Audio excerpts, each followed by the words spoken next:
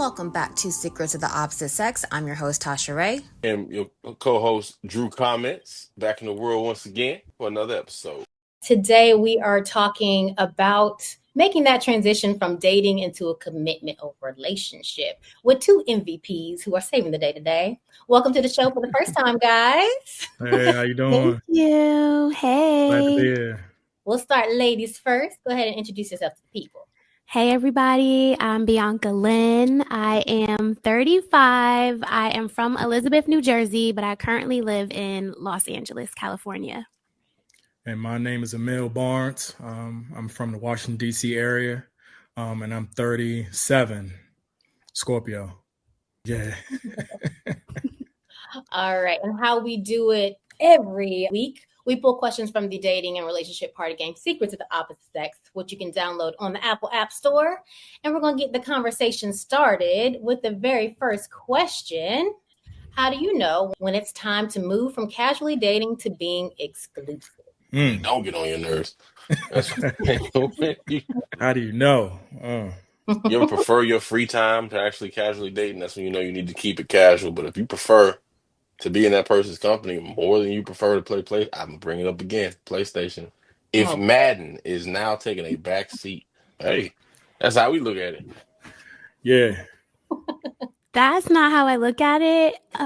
For me, I've been single for a while, so I've had some time to reflect on what I need to see before I actually entertain being with someone exclusively. And for me, it's emotional maturity, intentional effort, transparency, consistency. That's how I know, like, oh, okay, we're showing up in all these ways. He trying to be my man for real.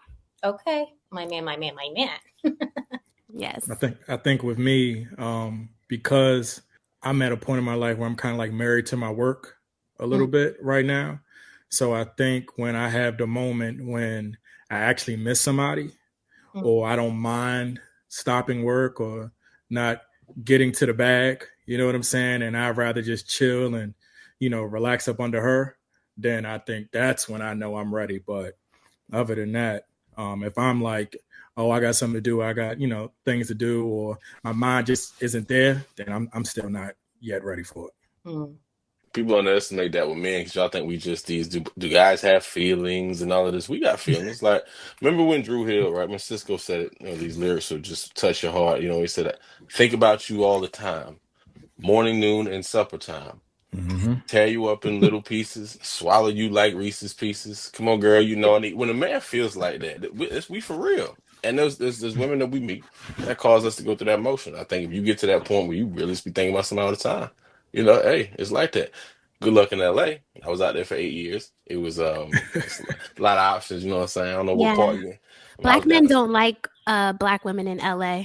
So there's some truth. So yeah, there's some truth to that. I found it out when I moved out there in 2015, and then I was like, well, it means more pickings for me because I'm from HBCU. All I know is black women, so hey. But yeah, there's a little bit of colorism and featureism out there that folk got to deal with. So yeah.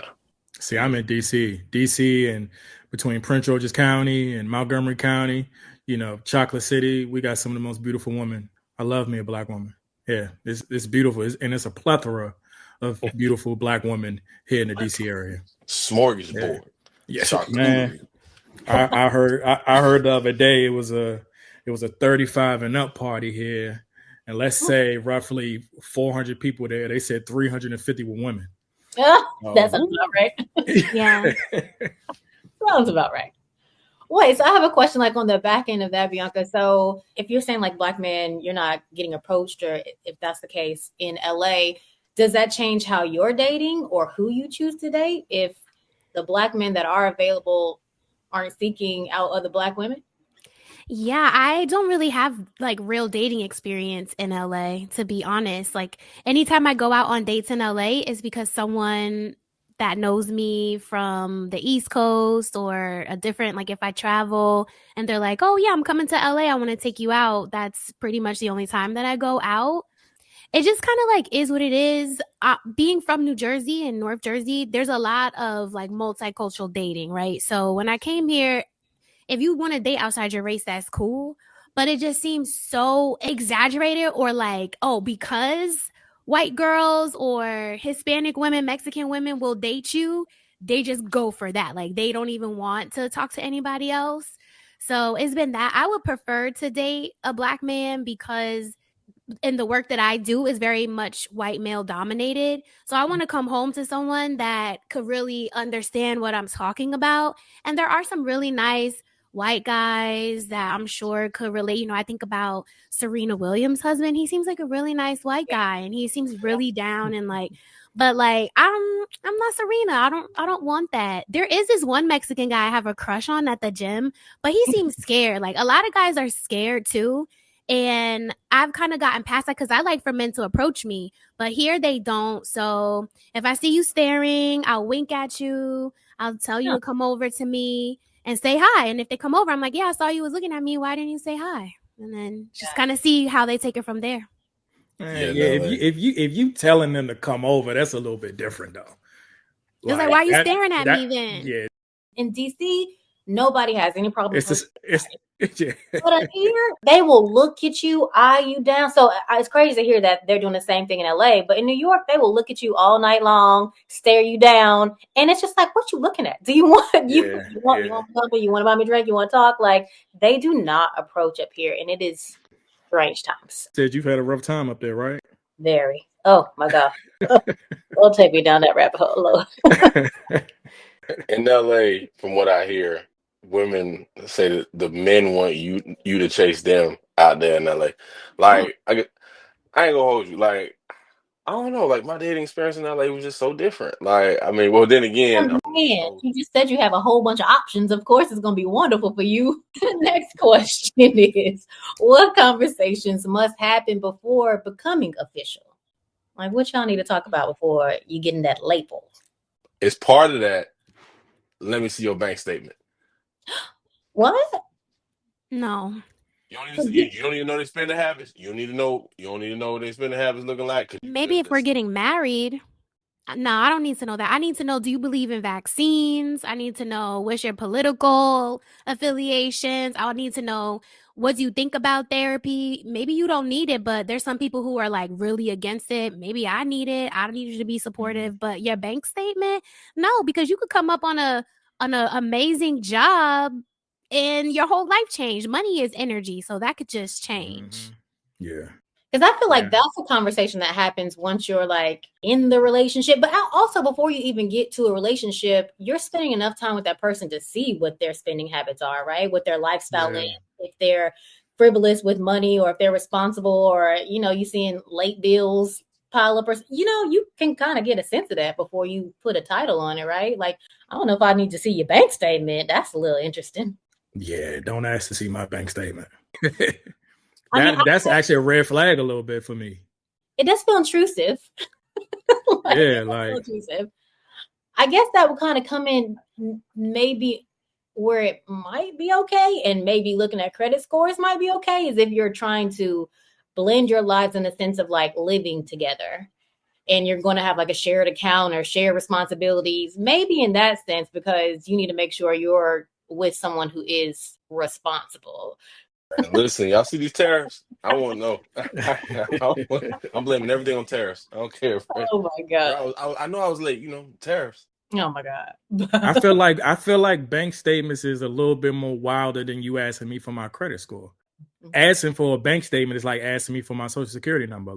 Mm-hmm. And then you if I show you one bank account and then later on you find out that I had 5 more bank accounts, that might be an issue for you because I wasn't truthful or honest from the very beginning.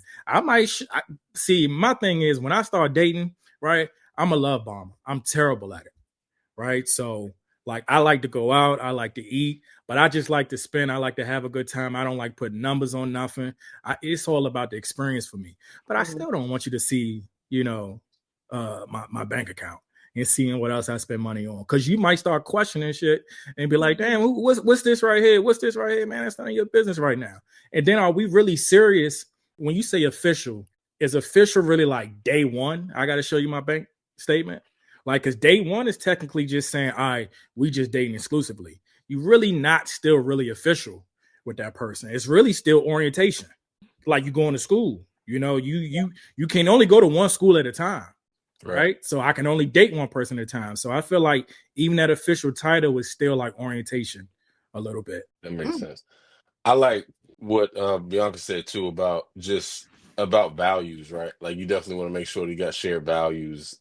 This pandemic kind of changed up my questions and stuff about what I ask people. I'm like, yo, so what you know about vaccines? Like, I do want to ask that question, like seriously, and because you want to make sure that you with somebody who, at least for me, you just want to make sure you're on the same wavelength. I'm like, okay, because some people have conspiracy theories, and I think conspiracy theorists should go and date other conspiracy theorists and make little conspiracy theorist babies. Is there a point where you feel like it's necessary to disclose those things that feel too personal at that stage, like bank statements, credit scores, or maybe you got dings, or maybe you have things that might affect you being able to or not being able to acquire things in the future? At what point in the relationship do you feel like you should have that conversation? I mean, when we doing a big purchase or something like that, right? Like, I mean, but I got to be serious with you, and we got to see bank statements. I ain't gonna hold you. We might got to be 2-3 years down the line, maybe even longer than that. That ain't nothing that happened overnight. I mean, if I'm gonna show you my bank statement, you giving that person a key to your apartment? You know what I'm saying? Like, how soon do you do that? We personal. If I'm showing you my bank statements, we in there. Like we like yeah. Then I like to go and eat out by myself too, right? Contrary to how women think, they probably think black men don't like to go out and eat by ourselves. I like to go and eat by myself, sit by myself, enjoy dinner to myself. If you see me going to, some nice 5-star restaurant and you're like, well, who was you with? I wasn't with nobody. Right. It's just a whole nother conversation. Then once you start finding out I'm just spending cash, I don't know. I just like to keep the finances kind of out of that early on a little bit. I think in terms of other things that matter to me outside of the bank stuff, because I stand by, we don't have to talk about that stuff until we're like getting married or buying a home. But I think I probably would introduce some of the tougher questions more so like month 4. I think with each month that passes, there could be a new topic that I kind of want to test the waters in. But like 3 months blows by. So I feel like, oh, okay, now it's April and we're still kicking it. Now let's talk about some of these things and kind of go from there. And I think because I've rushed into relationships before, just being like, oh my gosh, this is amazing. Like the chemistry, the vibes. And then like we didn't last long because like chemistry keeps me interested, but consistency keeps me committed.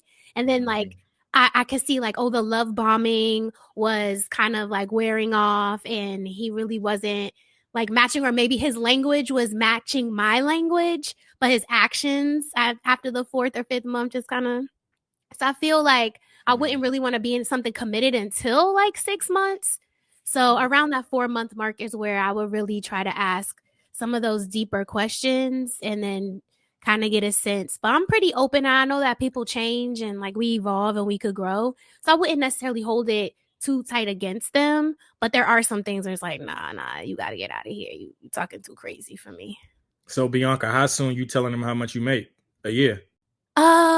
Maybe after a year of dating, if he asks me, because then by then you'll see I'm an independent person. I think also too, like I said, living in LA, I've been single for a while. So I don't stop myself from having experiences just because there's not someone else there. My birthday is around Thanksgiving. And so I've grown up with multiple birthdays where nobody can travel with me because they got to be with their family, or we can't go out to eat here because we got Thanksgiving leftovers.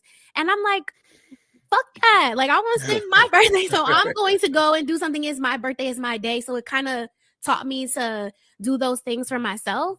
So that's not going to stop if you're my man. I'm still going to go on a trip by myself because that's important for me to be the best person for you.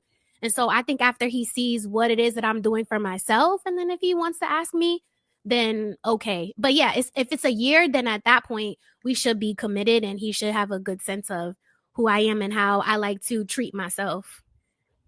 Actually, Amil, I'm going to tell you straight up. In LA, you can tell how much the woman makes. You find out where she live. When you see where she live, like, oh, you stay here. This is nice. Well, 24-hour concierge. Oh, wait, Uh, hold on. Is this key fob access? Look, do you see? Yeah, okay. You doing all right. Or if you know what I'm saying, she gotta put that actual key, like a physical key into, you're like, oh, okay. A little and that's how different. you can tell, right? You can tell it look like a fountain in the lobby. But It's I true. know it's That's true. Is there a right amount of time to date before entering a relationship? y'all gonna be real, y'all gonna be politically correct. Do whatever feels right to you. Or we gonna get real. What y'all wanna do? Who going first? I still think like 6 months is when I would probably be like, okay, what are we doing here? Do you feel like we should be moving forward to the next steps? I think that's when I would at least ask the question myself, if I don't see like the actions leading towards that, because the actions are the proof. So if I could see before that you're not really on the same page, or the thing about me, I date a lot of ambitious men and I date a lot of like workaholics. And I can understand that your work comes first. I have a demanding job. I'm not always around. But to like what you guys were saying in the very beginning, if I'm seeing that work is a little bit too much, that may be the reason why we can't be together. And I'll just be like, okay, like it's been 6 months and work is still number one. I get it, build, but like I want attention too. Fellas? You going first, Drew, or me? Hey, brother, you got it. I'm gonna go ahead. All right, so Shoot you somebody. I think Tasha she knows this story. So all right, I'm gonna tell you where I'm at currently right now, but then I'm gonna tell you why I'm this way, right? So currently right now in my dating life, I need as much time as possible. Like, because I have had instances where I might have moved a little too fast, right? And rushed things. Cause I'm a lover boy. I keep it honest with you. Like, I love. I like doing all the lovey-dovey shit. I like going out, eating, shopping, doing all that, right? But I think lately I've had to stop that, because like I am at a point right now where I'm married to my work, but I'm going to tell you why I'm a lover boy, right? So the day my grandparents met was the day they got married. Oh, Right? wow. I didn't tell you that, Tasha. No. Yeah, the day my grandparents met was the day they got married. So, and they've been together going on 70 years now. Oh, wow. Wow. Yeah. That's beautiful. How many? I got a lot of aunts and uncles. What? 6, 7.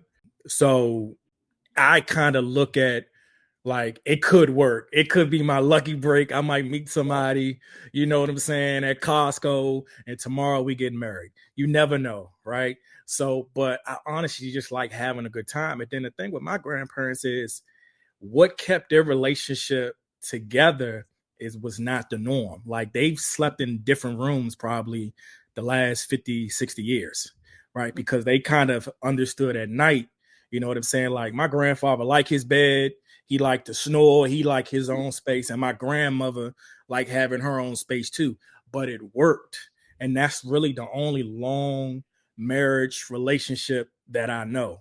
Like, and then other relationships that I know of people who have put in time, you know, they've broken up, nasty divorces and all this type of stuff. So I think currently right now, I'm like, gotta just figure out things on my own. You know what I'm saying? I would love to meet somebody and, you know, sparks fly, but I think now I need a little bit more time, especially when you have kids involved and you're trying to, you know, do the whole co-parenting situation. And I'm also Muslim.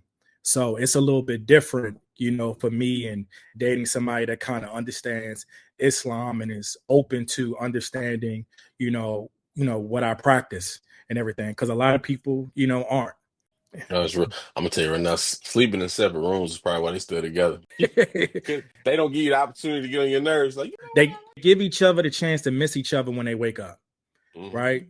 So if somebody is, you know, like, you know, I can honestly say, even when I was with my child's mother, like, she probably used to get irritated when I would wake up early and go downstairs and do the work or go to work, right? But I think it's a little bit different with my grandparents, because one person get up, go and make some food, and the other person, you know, it's kind of, you know, because everybody ain't a morning person, right? And a lot of people are irritated first thing in the morning. But if that works for them, like sleeping in different rooms for 50, 60 plus years, hey, like they still together to this day. Learn it even like there's some couples, man, look, they live in separate houses sometimes, you know what I'm saying? And guess what? And guess what? It works. Come and miss each other. It's still hot. The fire's still burning. You see them because you miss them. You say, "Come here, guys." Like, and that job be working. you know what I'm saying? So yeah, your grandparents' story is incredible, but I also want to say that I believe that might be the exception. You do what I'm saying? I think that might just been, you know, God stepped in and said, "Yo, yeah," but like, you know, and on some, I think on the norm, man, you got to spend some time. I'm inclined to think that if I can get in a relationship that or if I can date someone for longer than 3 months, that I might be on to something. Because the 3 month mark is usually when my stuff fall apart. You know what I'm saying? Tasha know about one of my situations. But not so like I don't know what it is. Like just be okay. First month is great. Miss you, I'm talking to you. Blah blah blah. Second month, yeah. And you know, be a little fall, you know, a little distant. And the third month is very HR sounding. You know what I'm saying? And I'm like, I don't know. They're like, why are you speaking to me like you got to call me into the office or something? But you know what I'm saying? So I do think that you do need a few months to get that sorted. I do think though, once you get of a certain age and you've had a number of dating experiences, you should know what questions to ask people in order to vet them properly. And I think vetting is a learned skill. I don't expect a 22-year-old to understand vetting fully. Like, let's be real, like 23. But you 34, 35, you know what I'm saying? 40. Like, I feel like your vetting practices should be a little bit more advanced. Okay, how do you handle this? Not just asking the questions. That's a big part of it. But even putting yourself in situations and scenarios where you can actually evaluate somebody's actions and what their character is like and all that. That's why I like adventure dates, like competitive dates. I want to see how you do under pressure. So, like, if I invite a woman out for laser tag, it's not because I just want to be different, but I just want to see, like, how do you respond in adversity when I'm firing you up a bunch of laser beams, like, and like, do you shoot back or do you just crawl up in the fetal position? Because if not, if you crawl up, you know what I'm saying, you ain't fight back. See, you crumble under pressure. I don't need that in my life. You need to go John Wick.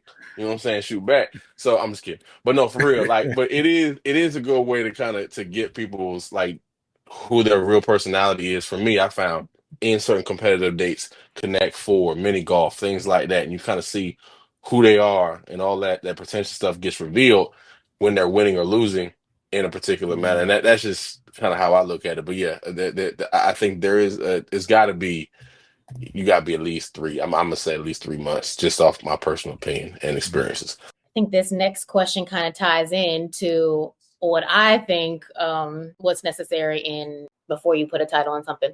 How important is it to meet each other's friends and family before becoming official? Because they're gonna tell you all the tea. You're gonna see all the things, and if they don't want to introduce you, that's interesting too. Because what's the reason?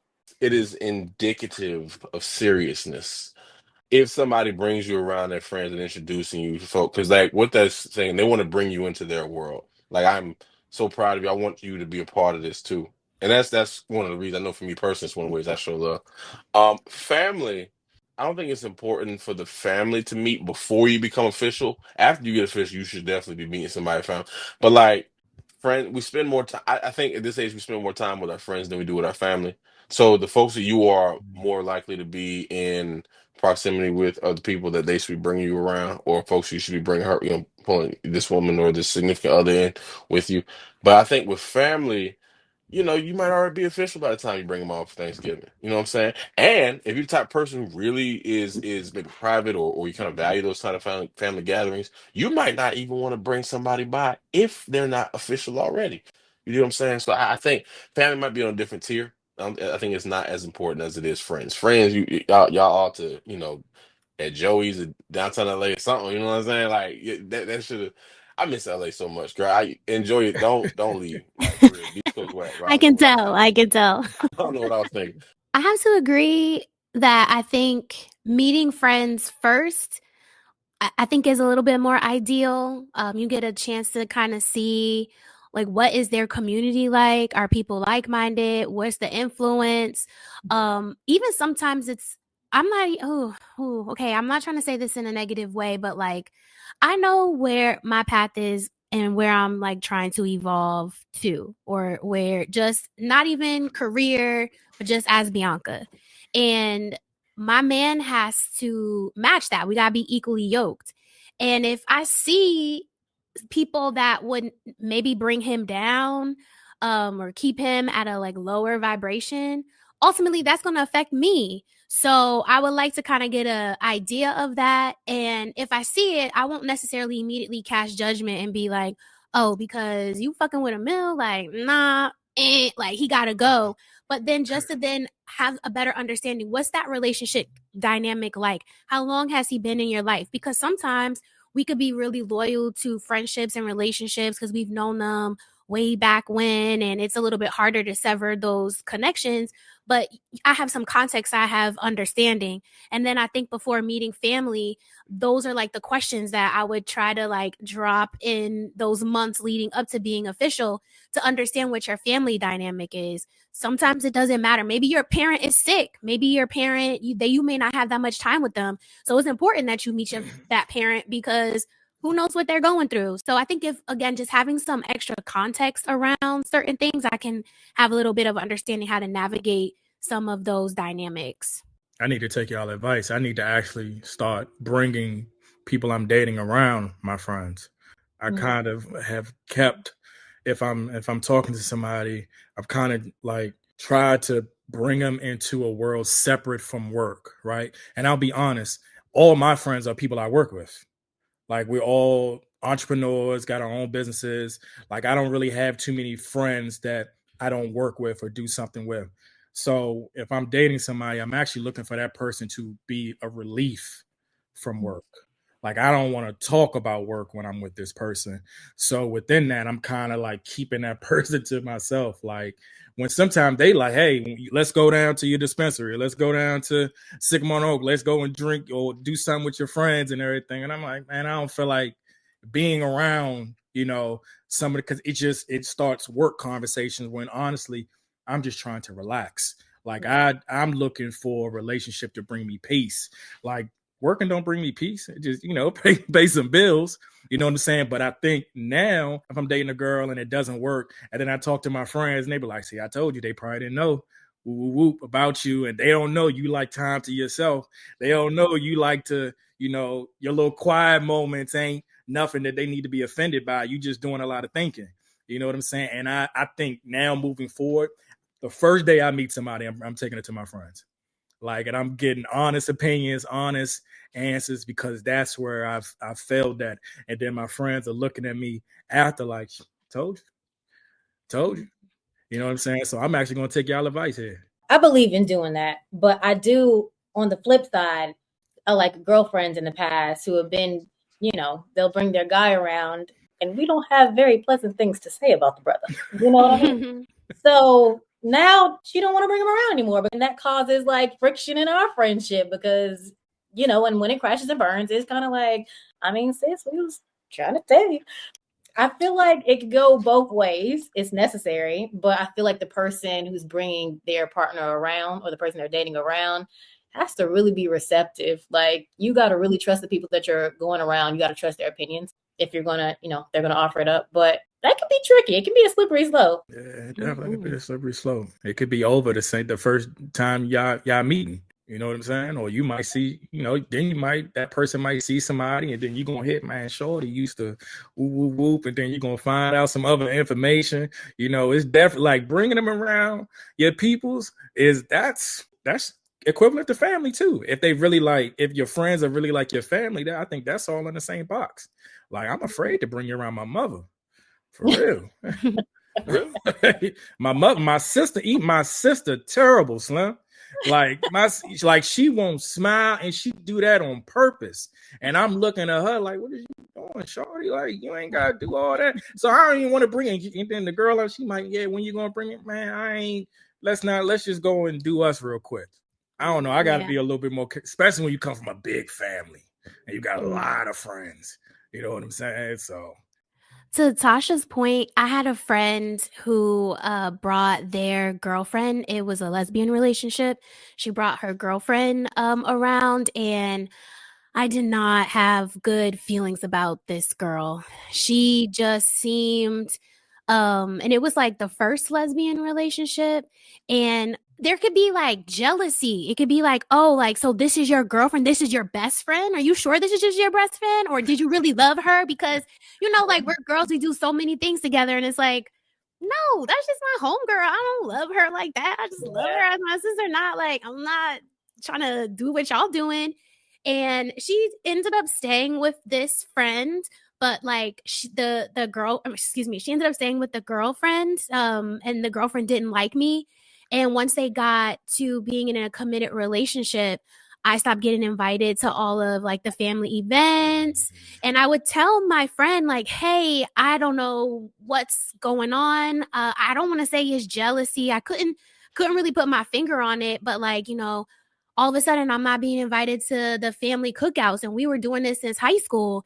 And my friend would say, "Oh, well, like my girl set this up. Like she invited everybody." And I'm like, "Okay, but I'm still like, she invited all of my friends, So it was very challenging. Ultimately, my friend stopped being my friend because they got married, and the wife just was like, "I don't like Bianca." And like it finally was known. I'm like, "Yeah, I've been ringing this bell for a long time. Like I just don't know what I did or didn't do." So that was like a sad thing to happen, to lose the friendship. And all I just said was really like, "I don't know that this person likes me." I wasn't even going in saying all the things that I felt, because ultimately I could feel whatever. And because I've been in a place where I was in a bad relationship and all my friends were like, "Girl, leave him." But I didn't. I'm like, "I'm not leaving him. I love him." So I learned from my own actions. I don't say that unless someone's beating your ass or really taking advantage of you, then I'm going to step in like, this is abuse. But otherwise it's like, well, y'all doing you, I'm gonna step out. But that was really hard to deal with, of like losing my friend because their partner didn't like me. How long were y'all friends for? We were friends from 2003, and she officially stopped talking to me like 2022. So it was almost 20 years. 20 years. Yeah, and my friend's father passed away, and I called and reached out. She never picked up the phone for me or anything. And I know, and I still talk to her mom and her family members. So I reached out to them and was like, "I'm so sorry. I loved him. He was like a dad to me." I sent some money for the funeral arrangements, and they were all like, "Bianca, I'm like, thank you so much, but like, they were so sorry that I'm like so pushed out." Wow. Yeah, Wow. I know. That's okay. That's tough. That beat me thing I was gonna say, man. You know what I say, Bianca? Shit happens, yo. Yeah. It's life. Shit happens. It's life. Yeah. I feel like bringing someone around your friends is part of the vetting process, though. I want to see how you react in my world, right? Like it's one thing when me and the old girl together, like when it's one-on-one, whatever you call it. But how you gonna react when I bring you around my homeboys? Okay, and we got game night and we playing like around the people that I went to college with. How can you talk, or you gonna be sitting there cuddling up, being quiet and all? Like, how do you socialize? So like that's part of the vetting process. If she's curled up and all quiet and stuff, and you're like. Tasha, you know that game night can make or break something. Okay. Quick. Okay. It can make or break. Like me and Tasha met, I don't know how many years ago, right? And we both do the relationship love sector. And Tasha know, like the games that we played with some people, it break married couples up. Like I've known people. My cousin, he told me he went to Bahamas or one of the, what's the trips that people take when they spend a certain, like on a marriage. Yeah, destination way. Yeah, he said they went down there. Couple got married. They played a relationship game on the beach. Like after the next morning, they were contemplating divorce. Right? Oh my gosh. Yeah. You guys don't be knowing each other. People don't be knowing, man. That game nights are treacherous. Okay. Like I'd rather do the laser tag and everything before I pull out some cards on somebody. And side note, let me take this moment to give Amil his flowers, because if it was not for Amil, I wouldn't be doing what I'm doing now. So me and Amil he gave my first little peek into this world, and now I'm like addicted and I can't stop. Yeah, she kept it going. And it's so funny. He talked about the cards. He got all the games, like Real Talk, Cub, Trap Taboo. He got all the games. Yeah, So I got another joint coming out too. It's called Trap Taboo. There's a Trap I'm like, Taboo. oh. Yeah, I did a trap version of Taboo, and it did fucking amazing. I even damn near got sued by Taboo. Hirsch. Yeah, the Hirsch family.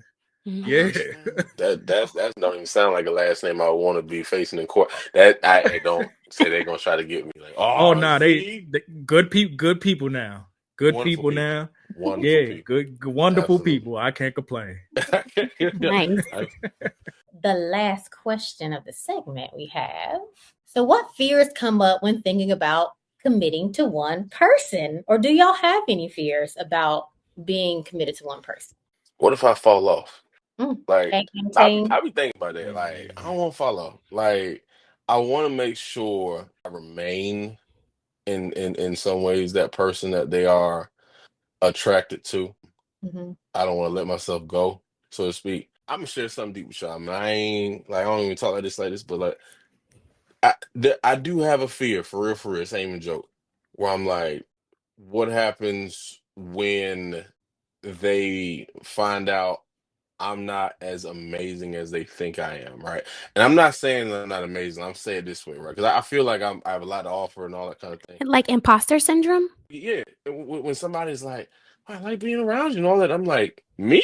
Like I be shocked, like me? You want me? Like for real? Like, and they make you feel like you all this stuff, and I'll take it. At first, it's great when it's brand new. It's like, yeah, you know what I'm saying? I'm doing my thing, baby. You know what I'm saying? I work on it, that. But then after a while, they still like interested. It's like, wow, you really like me for real? That's crazy. Like, I know that sounds crazy to say out loud, but it is like a thought that I have sometimes, and maybe that's because of as a result of my own dating experiences and all of that. Like I said, by month 3, so we done crashed. So I don't know. I think that those are some of the fears. Now, you didn't say they had to be rational fears, Tasha. So those may be some irrational fears. You know? So like, but that little bit. Sometimes I think about that. I mean, I think that's real, but I think that kind of factors into like the newness. Everybody's wonderful and great in those first few months. Like everything's perfect. You know what I mean? And then people start getting real and those layers start shedding, and you get to see people for who they really are.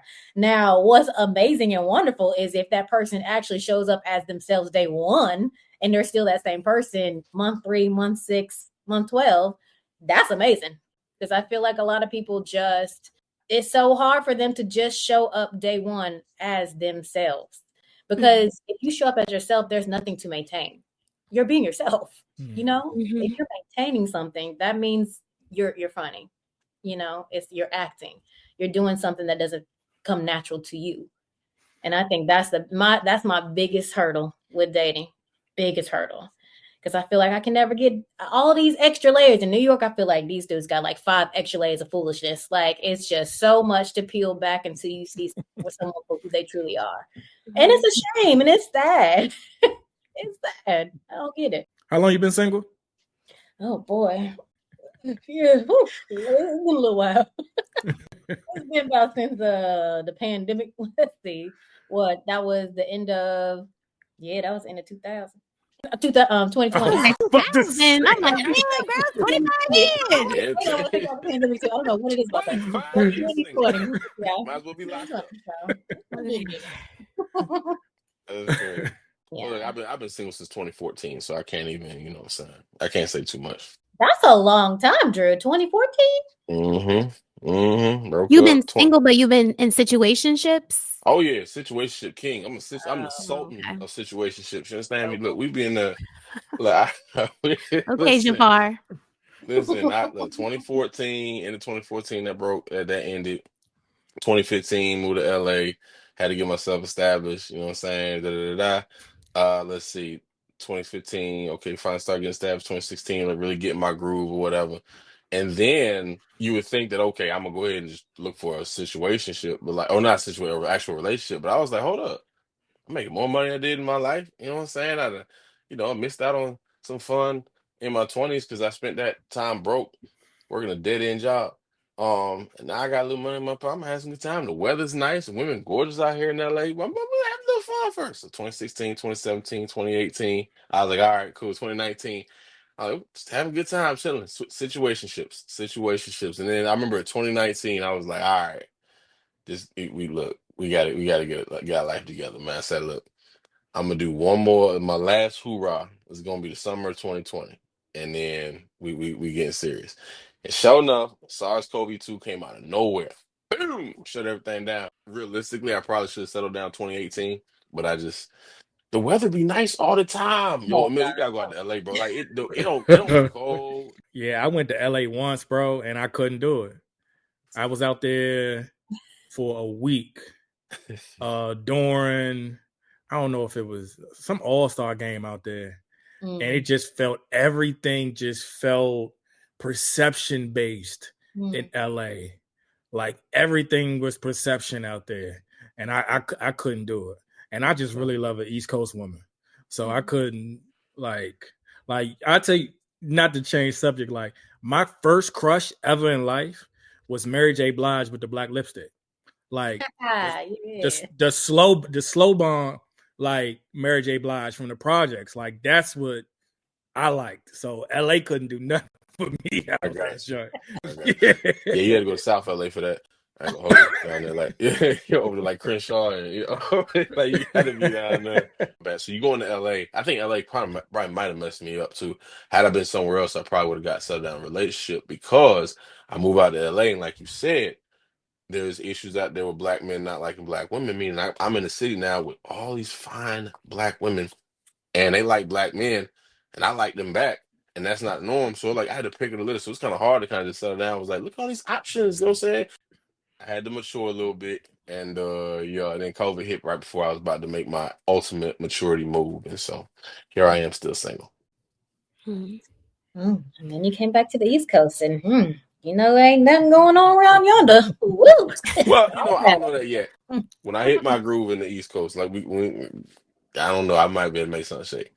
And I wanted to say to Emil, coming out here for like a all-star weekend or a Grammy week, like, yes, it is perception based, but that's like on 1,000. It's going to be perception based 100% if you come any other time. But it's just like people are really it's business. So maybe come visit again, give it another try if you like. It really is beautiful here. I don't know what your extracurricular activities are. Yeah, it is a long flight, but I like to fly first class, so it doesn't really bother me that much. Oh yeah, I need to start. Flex, boy.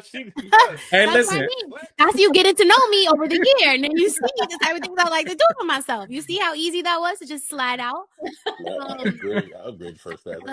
And that's easy because I traveled back to the East Coast, so you could get to know that really soon. But the question was, what's a fear that you have? I would say my fear is, in terms of being committed to one person, is more so of like, how am I going to be when it's over? And that's not to say our relationship will end, but like death, like somebody's going to pass away before one of us. And no, I mean, it's true. Fast forward to the end of the movie. That's the part. I'm just thinking about it, like your grandparents had a 7-year relationship, right? Yeah. So maybe there's no end for them, but someone is going to pass away before the other. Yeah. That's just what the fact is, right? So I think it's really just that for me. Like, how am I going to be when this is done? And if it is done in the relationship, because before I thought that we had one soulmate, but I'm open to the idea that we have different. And that's just, I mean, or multiple, right? And I think depending on where you are and how you meet or your time in your life, you could stick with that person or it ends and you have another option out there that it could actually work with. It all is really like up to like you, that person, and God. But let's say if that happens, I thought I was going to be with someone forever. I thought he was my soulmate. And we wanted different things and I had to move on. And it took me a long time to do that. But in doing that, and I actually, we ended our relationship in 2019 before I moved out here. I've been here for almost 6 years. And I would say like all of this alone time that I've had really helped me to develop my self-esteem and really be like, oh, like I'm actually really good without anybody. And it really would be an added bonus to have someone in my life. And if something was to happen to them, I will still be okay. I know that I will be devastated. I'm not saying it wouldn't take me a long time to move past the grief of the relationship, but like that's just me. Like I don't want to be completely lost in someone or in anything that I don't know how to deal when something is over. That's mature, boy. I got a question to come from that though. Can I ask something, Tasha? Absolutely. Like with, you all saying that, do you ever feel like because you've been by yourself for a while, like, are you seriously looking for something, or do you just are you just looking for somebody to kind of like kick it with and grow with, right? But not necessarily have that official title where you're tied to that one person. Like after you've been alone for so long, or you just kind of used to being to yourself, like, are you looking to get back in something serious? Yeah, I am definitely looking to get back into something serious. And I'm excited about it because I know who I am. I have much more confidence. I'm really my best self now. Like now I'm really ready to give it a try. Like, okay, I'm about to blow your world. Like you have no idea what's coming for you. So that's really exciting to me. I do want to have a home. I do want to have children, and I don't want to not be married to the person that I have a child with. So those are like goals of mine. I don't want marriage just for children, but that is something that I would like to have. But I also have to be like, if I decide to stay here or whatever, like just be accepting of the timing that it may take to get to that person. Because like I said, I'm 35. I didn't think like, damn, I was going to move to LA and not go out on no dates and be 35 and like, damn, so that perception of time and where I think I'm supposed to be, I think is maybe a challenge, but I definitely, like I said, like I'm about to blow somebody's mind. They have no idea. Like I'm really excited. I'm in the opposite space from you. Like, so I'm just a 2 inch older. I'm 39. And at this point, I worked so hard to create this piece that I have for myself. And I know I can rely on myself to provide it for myself. And dating up here has not been peaceful. It's been a disruption of that peace. So listen, I was watching that Tracy Ellis Ross podcast with Michelle Obama, and I was like, damn, you're right. That's what I've been doing without putting a title on it, like choicefully single, like not putting any effort into dating for real, because it's just like, what? Like it's a constant disappointment and it stresses me out. But when I'm not dating, like right now, I'm in a phase where I'm not dating, I feel good. You got your energy, like you can preserve it. Yeah. Yeah, I feel complete. I ain't got to worry about no foolishness. Got my little friend when it's time, and we good. That's it. Like, you see how she do that? You got a maintenance man? Listen, I ain't no fool now. Hey, Drew, you know when Tasha gonna let the world know, because when she go on her trips out of the country and everything, it's gonna be that one little hand in the corner with a rope. That's when we know Tasha done found her somebody. Or she takes somebody serious. With the hand with the wristwatch and the hairy knuckles. It's a dude. It's a dude over there. That'd be the worst. I had to unfollow one girl on Instagram because of that. She had the audacity to post a picture of some brother's hand with his hairy knuckles and wrist with a watch on. I said, oh, she out with a dude. Now, granted, me and her have never spoken. Like, I just like the picture. Oh my God. Point is, but for her to get into a relationship before she responded to my DMs, like, that's just, oh my God, that's irresponsible. No, I'm playing number 3. Yeah, that's it. But I'm very cautious. Like, you gonna know when I'm for real, because I don't be jumping in relationships clearly. So like, you know what I'm saying? So like, when it's time for me to like get up, but every time I fall in love, I end up looking stupid. How you falling in love and you ain't in nobody relationship? Because sometimes you can fall in love. That's true. Yeah, I've been in love and he was not my man. You know what I'm saying? Like, if every time I fall in love, but like when I fall for somebody, it's like a woman, like, yeah, I want to be with her. Like, stuff go wrong, man, and like to like Amil, you said earlier, bro, like I like to show that affection, like through stuff like sending flowers. You don't want that to be misconstrued as, oh, he just love bombing so he can trap you. It's like, no, this is how I express how I just like doing nice stuff. Yeah. I think that can be problematic to some degree. Just because you have to Doing know nice your stuff is person's love problematic. language. No, I say that because like you have to know your person's love language. Because for me, I'm not like acts of what is it? Gift giving.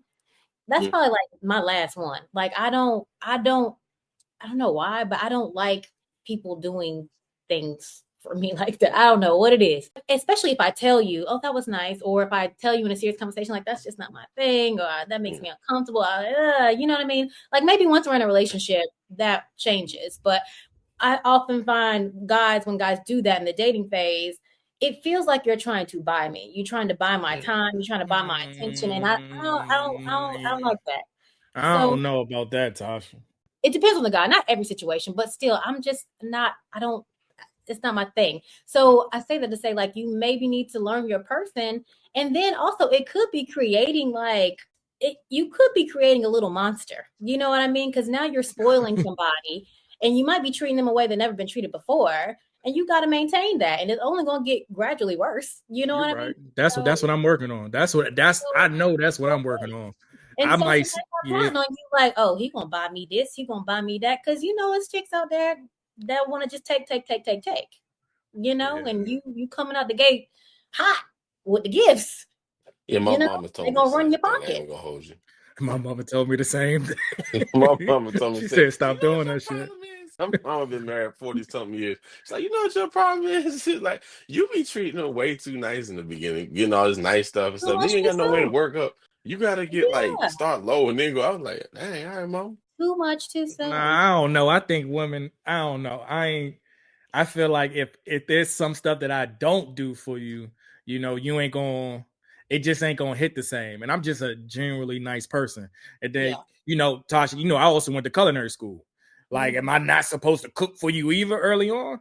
You know what I'm saying? Like, I think it's like I don't want to say like excessive stuff, but like handbags or expensive gifts. Like I think things like acts of service, things like that. I'm gonna cook for you or take you out to dinner or we'll go on dates. I think that's dating. You're getting to know somebody and that's how you get to know somebody essentially.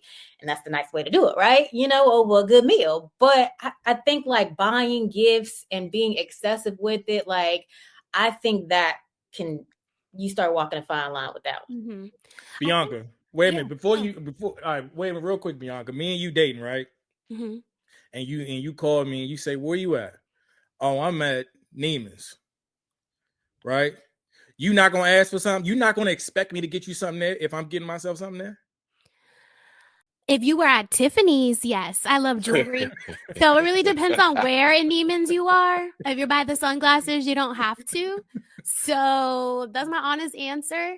But I think, like, to Tasha's point, I think it really depends. And you can kind of get a feel of the man. Like, you listen to a lot of rap and you think that you got to buy me a Birkin bag because this is what you see, like, being perceived as like, oh, I got it. And, straight out the gate, or like, here's this bag and $2,000 and like, just like for the optics of maybe what you've seen. Yeah. I think you could kind of tell by like the timing and the conversations that you have with the man and getting to know him. So if I'm getting to know Amil and he's like telling me all these things that he does for his child, you say you had a baby mother, for your child, for your sister, for your family members, then I'll naturally start to pick up like, oh, those are things that he likes to do. And Twins.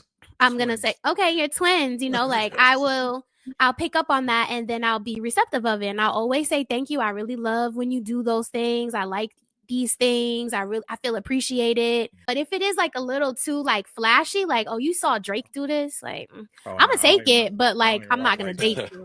She said, I'm gonna take it. Like, thank you. But I think that's an expectation when you're dating someone, like, you kind of know the stores or places or things that your person likes. That might be an expectation or something. Oh, I want to do something cute for her. I'm in Neiman's. Mm-hmm. When that's your person, like we exclusive, like, but like we're just getting to know each other, like dating phase. I think that's interesting. You like spending money because I don't know you like that. If you ain't my man, no, I'm just naturally a gift giver. Like, I'm just a natural gift giver. Like, it's just in me. Like, I just like to do for other people. Like, and that comes from, whether I'm dating somebody and I'm getting her something, to me, quite honestly, at the bar and I see a couple and I might buy them a drink. I'm just a natural person that likes to see other people happy. I help out the homeless and stuff like that. So I think it doesn't matter what hierarchy it's on. I just like to give. That's just me personally. So I don't mind, like I said, flowers. I don't mind, sending you $30 for lunch. Shout out to Twitter for that. Drew's making it clear he's not in Neiman. Yeah, now look, if I'm in Ross, I might get you something. But no, I ain't gonna say Ross. But like, I'm wrong. You know what I'm saying? Like, I may think of things like one of my fantasies. I would love to be able to buy a pair. Like, I would love to buy a pair of Jimmy Choos for a woman. I just ain't met a woman who I can do that for yet.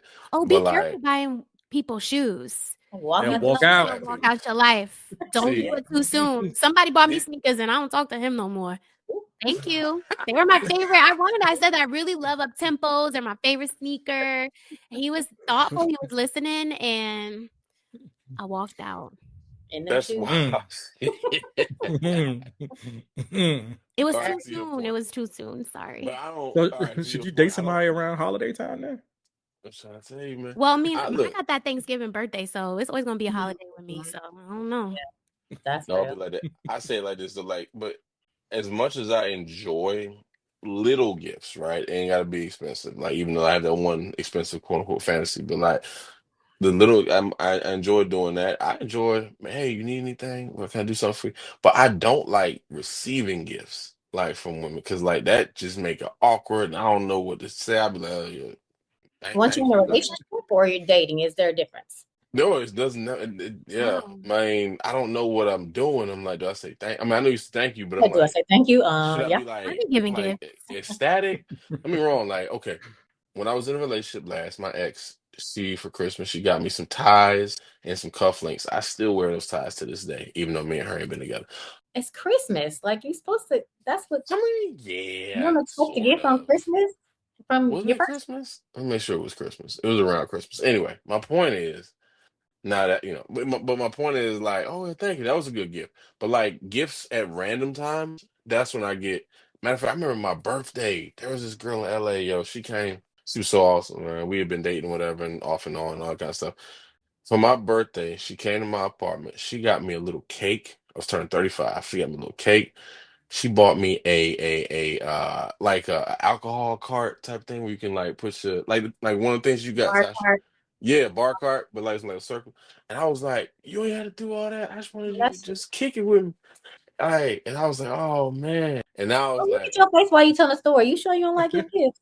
but here's the thing, like the gift, I appreciate her thinking of me like that, but I was like, you ain't gotta do all that, because now I feel like now I owe you a relationship when I was with I owe you a relationship. That's so sad. But like, you give me stuff for my birthday, I'd be like, you ain't have to do that. Just give me a present. Give me your presents. Don't give me a present. All right, y'all. We are going into our next segment, which is what we call red flag, deal breaker, or no big deal. Now, the rules of the game are very simple. I'm gonna throw some scenarios at you. And you're gonna respond. Let me know if it's a red flag, deal breaker, or no big deal. All right, so let's jump into it and get it. First one: you've been dating for 6 months, but they've never introduced you to any friends or family. Red flag, deal breaker, or no big deal. Red flag. No big deal. I was ready to establish that earlier. So at what point do you expect, or would it be like a red flag if you don't meet friends and family? I don't know. We can date for a whole year. Like, I'm honestly cool with that. And then eventually, I think maybe after a year, I'll say a year. Because I'm not going to introduce you to my kids until it might be like 9 to 12 months. Yeah. Like, I think that's a different story. I've, talked to, women before that wanted to kind of meet my children ASAP. Like, I ain't with that. Yeah, I'm not. Right. I like, I'm not ready for it. I need to give you a little bit more time so I can understand how you're going to be around my children too. Mm-hmm. So wait, I have a question. Are you open then to kind of like seeing them around children, even if it's not your children, to kind of test to see like, oh, I'm definitely not bringing her around my kids? Oh yeah, I can see that. Like, so one of the places that I do work for, it's called Sycamore Oak. We have a playground up there, right? So, and a lot of my other friends and cousins all have children, and their children will be up there at the playground. Like, I might want to see how they interact or something like that. Or even, matter of fact, there was a point where if I was on Hinge, right? And you know how you can say whether this person had kids or they are open to kids. If that person says, don't want kids, nah. Yeah, X, swipe. Like, I don't care how beautiful she might be or whatever. If you don't want nothing to do with children, I can't even like take you seriously, honestly. Yeah. So, but to this question, I to give it a time, I say a year. A year. Gotcha. All right. Next scenario. They still have acting dating app profiles, but claim they're not using them. Red flag, deal breaker, or no big deal. Deal breaker. I feel like it's a deal breaker, but the question just made me think, like, do I still have? I haven't opened up a dating app in years, but I don't think I ever deactivated it. I just was like, I don't need this, so maybe I should deactivate it. Your profile is out there in the world. People match with you. No, I guess. That jump part look crazy right now. I'm like, oh, it's like 500 likes when you get back up. Yeah, I should probably deactivate that. So, but see, in the case of that, right? What if it's like what I just said? But if it's active, like, nah, he active, then not deal breaker. Go be with them. That's who you want to be with. Go be on your phone with them. Nah, so Bianca, you need to deactivate it, because the moment you get upset at youngin, you gonna go right in that bath, or you with your girls one night and you scrolling. Now because the human mind is wild. You just gonna start being intrigued. You just gonna want to see what else is out there. I usually meet guys at work, like workplace areas or things that I like to do. That's usually where most people come in. They're like, oh, that's why I said, like, I date ambitious men, workaholics, because we usually meet in that case. But like Hinge, I'm not on there. I could just post something on Instagram and get some love and be fine. All right. I'm so glad to hear you say that and be honest about it, because women be trying to act like, I don't even be recognized. I'm like, all right. But it's never anybody that you want to engage with. It's always something that clearly, sir, are you married? There's a lot of couples. The last time I was on there was a lot of couples like, hey, me and my girl are looking for a third, and it would be them, the relationship pictures. Yeah. It'd be like Drew, and then Drew and his girlfriend looking for me to be the girlfriend. No, that's weird. That's why I don't open up the maps. Oh, wow. Now, do you have any pineapples on your profile? Because that's a signal to a certain community that you going. So just think about that for a second. Every time you say that, like you said that in the last one talking about like swingers or whatever. Yeah. And I got a pineapple on my bar card, and I was like, I should take that down because I don't want nobody to get any. I don't know what that means. What that mean? And like an upside down pineapple means it's like a indication of like a swinger. Yeah, like that means you going, so you down for it. So like, yeah. I was like, maybe I should put that in storage. Nobody thinking. All right, check it out. So, they avoid deep conversations about feelings or commitment, even after several months. Red flag, deal breaker, or no big deal. Deal breaker. Deal breaker. Dang, we gonna break. Yeah, no deep conversations. Everything surface level after several months. Amil, what you talking about, man? What you think? Even after how many months? You got it. Several. Several is two.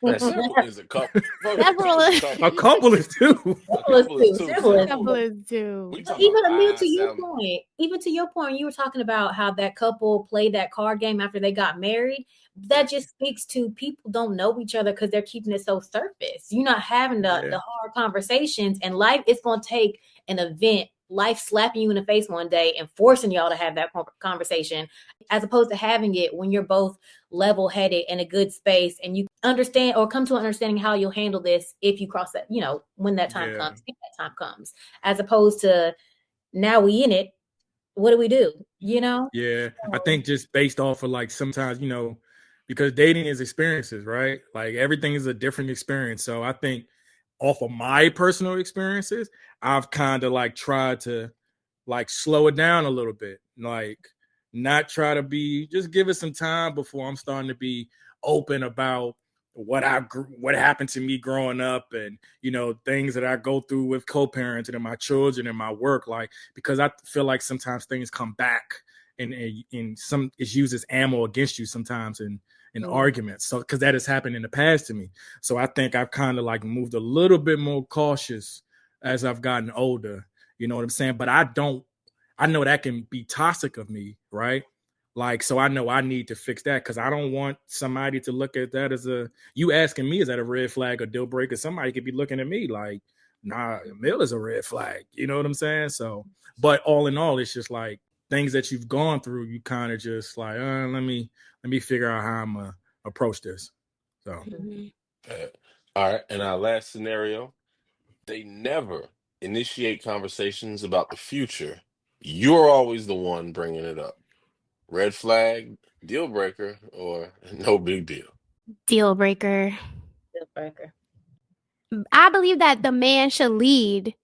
yeah. And here we go. no, I'm not in all ways. Not in all ways, right? I'm not. You want to submit? I'm not gonna be. I'm joking. I just want to see In certain cases, yes, sure. But if you're not showing me the direction of where you're headed than where we would be headed, like I've been saying, actions are the proof. So no. Then to me, it feels like I'm chasing and not like flowing. Mm-hmm. And once I get into chase, once you're like I always want to function in confidence and not in desperation. So if I have to keep asking and asking, like, don't get me wrong, I'm going to ask. One of my jobs is a life coach. So I do ask questions, but for clarity. But after I've asked and I don't see the actions are matching, then it's like, all right, well, I got my answer, and like, thank you for your time. What you do? I heard that. No, I think it's definitely a deal breaker. I mean, but I'm also trying to figure out how I can incorporate that person into my future. Like somebody that can kind of, meet me where I'm at, not just kind of like, of course, I want to be a provider and I'm looking for just a nurturer, but I also don't want a partner that's just lazy. Like they just kind of like just there. You know what I'm saying? I need somebody to help, we build each other up and everything. So yeah, it's definitely a deal breaker. I just wanted to quickly say, when I just kept hearing you're going to submit. I'll submit if it's safe. Like safety is important. So if you're not providing a safe environment, no. But if there's safety, then yeah. I just want to go on record and say I was trolling with the submit word. I just do that because every time these relationship conversations come out with Black people, the submit word always come up, and I just wanted to troll. I have my own, about submission and all of that, but we ain't gonna get into all that. That's maybe another topic. But I say this: the man's supposed to submit first. But anyway, if we really want to talk about, you're supposed to provide that to show yourself that I'm committed to providing this environment where you can feel safe. So I'm glad you said that. And then I get real biblical with that. So we ain't gonna do it right now. But yeah, those are our scenarios for, and this has been another segment of Red Flag, Deal Breaker, or No Big Deal. Back to you, Tosh. All right. We have come to the part of this show where if you are watching on YouTube live and you want to submit a question, we're opening up the comments and we're opening it up to you guys on the panel. So anything that you guys want to ask, circle back around to, new topic, new question. Now it's the time. Hey, we got some folk watching live, man. Yeah. I gotta that submit thing. I shouldn't have trolled like that because I don't want to talk about it. But it's interesting. I've never understood, and I don't know if maybe y'all experiences has been different, but like being around these conversations prior to these voice sharing apps, prior to podcast culture, I don't remember conversations about submission in relationships. I'm going all the way back to like A&T. I don't remember me and my boys sitting around talking about like, yeah, I'm trying to find somebody to submit. I don't remember that word being used. So I don't remember love languages. Love language? Oh, yeah. I don't remember thinking about love languages like in college. And yeah, when you're in college, we're not talking about that stuff. I'm trying to find where the good extracurricular activities are. I went to an HBCU. I went to Hampton, And I was not thinking about none of these things. But when I graduated and I went back home and I'm like, oh, thinking I got like this timeline of, oh, I got to get this job and now it's time to do this. There was a year where I think I have the book over here. Like I bought the book of the 5 love languages for my dad, for the guy I was dating, like for men in my life, because I was just really kind of being like, Dad, I keep telling you, like, you're not calling me. I need you to call me or whatever. And he was like, I don't want to talk on the phone. I'm making you dinner. And I'm like, that's not what I'm saying. So it was like clashes. I'm like, why are we clashing on these things? And so I just started to go into those things. But I think once I got out of college, like 22, 23, like early 20s is when I started to have these convos, because I thought like I need to be preparing to get married. Like this is what my next step should be. Mm-hmm. Yeah, I think it's generational, because like I think we're at like that millennial situation, where before us, nobody was having these conversations because it was understood. And take it a step further, the generation above that one, like there was no conversation to be had. That's what was happening, Mm-hmm. Like, you have a choice. This is what you're gonna do. You're gonna raise these kids. That's it. And you're gonna go to work. So there was no conversation to be had. And I think as technology evolved, as we evolved, then all these conversations started to happen, especially when we're more connected. So we're trying to figure out how to connect better, how to have these conversations, how to bridge these gaps, because we see that they exist, and we got like to solve problems, like with all these games. I mean, you know what I mean? Yeah. Talk. Yeah. Your husband. Why? Word.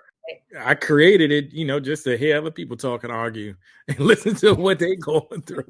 You know what I'm saying? I mean, of course, I love to learn about people. It's entertaining, right? But I can honestly say, like, after hearing you guys, I might need to do some homework. I'm 37 and I do not know my love languages. If somebody asks me, what do you need, Amil? I couldn't tell you. I couldn't tell you what the love languages are.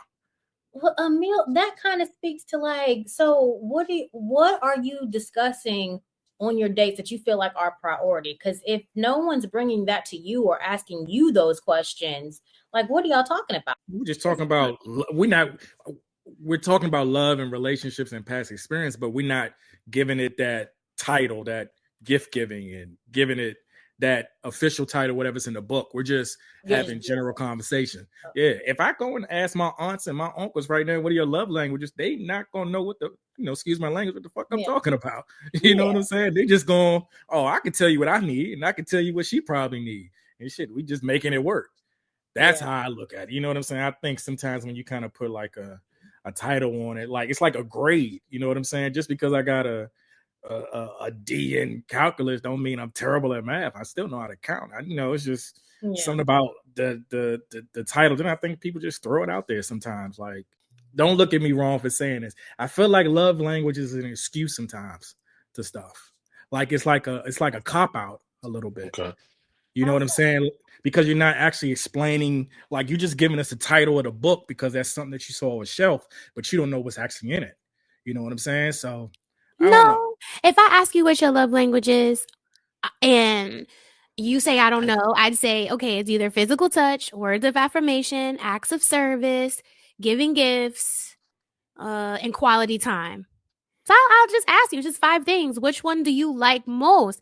You like to give gifts. Do you like to receive gifts? No, maybe you like physical touch. Maybe you like free women to come sit on your lap and rub your head. That's how you feel comfortable. It's easy. To discuss. Sorry, I'm not. No. Listen. No, I literally just said to you, I said, this is giving me a chance to actually go and do some homework after this. Like, let me go and really sit down and figure out what my love languages are. You know what I'm saying? Yeah. So, there's actually a test. You can like Google it and then you can fill out like a survey and they tell you. Yeah, send me that test, Bianca. So if it wasn't for Clubhouse, I never would have taken that test. One time, and this happened, and they were like, "Yeah, mine is that." Now, Drew, what's yours? I'm like, I don't know what. What you ain't know? What? Hold up, girl. Family test. So I sat there. I was like, all right, I'm gonna do it. I ain't gonna. Oh, so you answer the questions and they tell you what your love languages are. Right. Came back. It was physical touch and quality time. Those are my top 2, like by a ridiculous margin, and everything else is just much lower. So I'm like, okay, and that makes sense.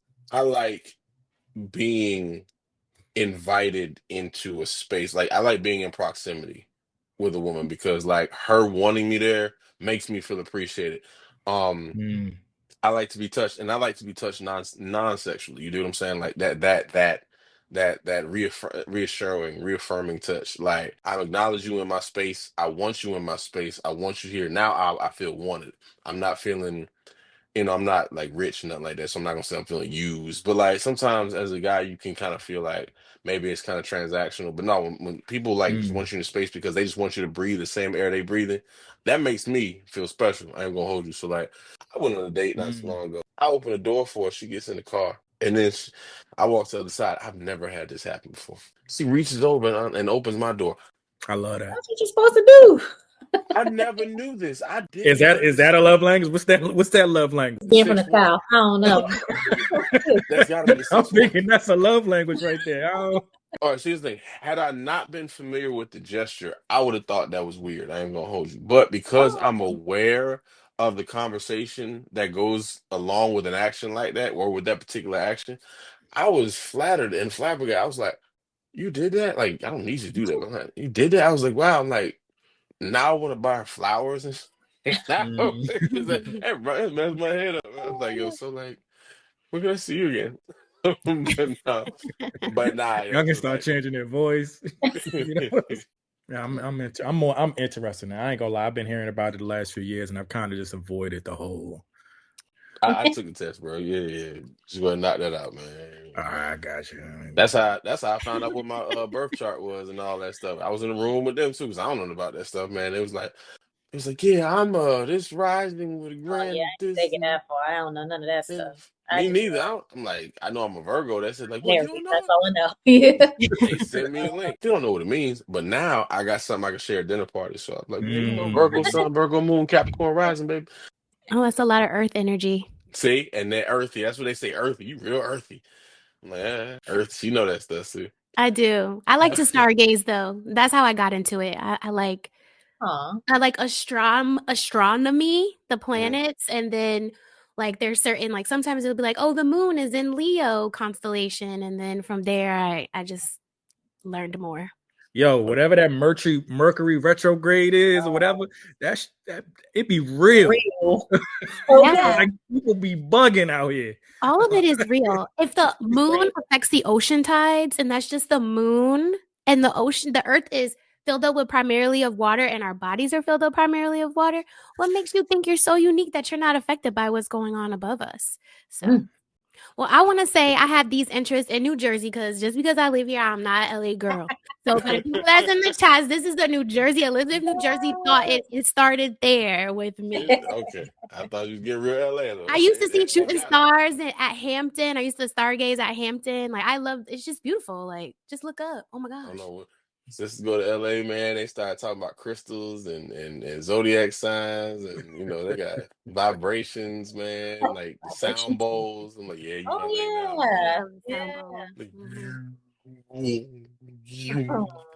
Nice. I was like, all right.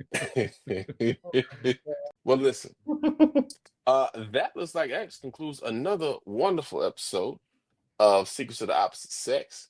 I want to thank Bianca and Amil for coming through in the clutch too. Y'all don't understand, boy. That's like fourth quarter, boy. That's Hail Mary, Jaden Daniels. But no, definitely appreciate y'all showing up and providing some wonderful insight. Again, I am the co-host, Drew Comments. And I'm Tasha Ray, and that does it for this episode. We're taking a mid-season break next week, but we'll be back with all new topics and friends May 1st. In the meantime, don't forget to download the Secrets of the Opposite Sex app, subscribe to our podcast, and follow us here on YouTube for live updates. See you next time. Bye.